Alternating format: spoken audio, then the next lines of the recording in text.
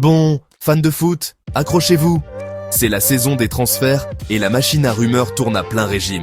Voici votre tour d'horizon rapide des nouvelles les plus juteuses du football européen qui font la une en ce moment. Commençons à Barcelone, où le feuilleton Luis Diaz s'intensifie, encore une fois. Après avoir raté Nico Williams, les géants catalans ont ravivé leur intérêt pour l'ailier de Liverpool. Mais voici le rebondissement, Diaz mène la danse. Selon Marca, il s'apprête à informer officiellement Liverpool qu'il veut partir, mais il attendra quelques jours par respect, suite à la controverse autour des funérailles de Diogo Jota. Un geste élégant. Une fois que ce sera réglé, Diaz aura une grande décision à prendre. Bayern Munich ou Barcelone. Les deux clubs ont des accords en place pour lui. Mais Diaz a clairement exposé ses conditions au Barça.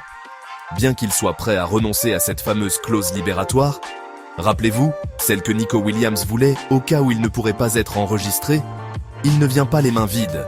Si le Barça ne peut pas l'enregistrer d'ici le 31 août, ils devront verser à Diaz une compensation substantielle. C'est ce que j'appelle négocier avec confiance. Et si le Barça a besoin de liquidités rapidement? Mundo Deportivo dit que Ronald Araujo pourrait être sur le point de partir pour 60 millions d'euros. Sa clause libératoire expire le 15 juillet. Club intéressé, vous êtes prévenu.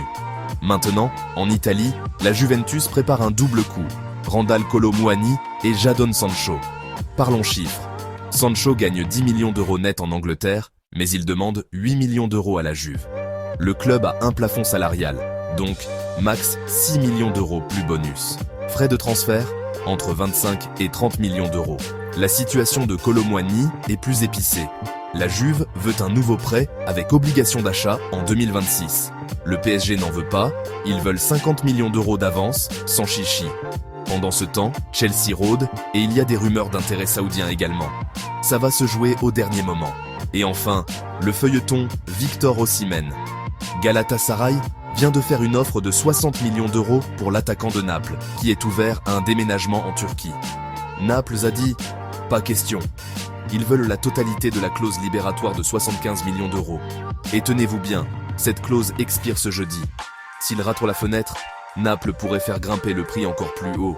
Alors Galatasaray, il est temps de prendre une décision. Ou, comme le suggèrent certains médias turcs, peut-être qu'Osimhen reste simplement et continue à empiler les buts à Istanbul.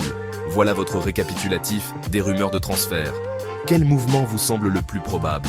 Qui bluffe et qui fait des coups de force? Laissez vos prédictions ci-dessous et n'oubliez pas de vous abonner pour votre dose quotidienne de drame des transferts. À la prochaine.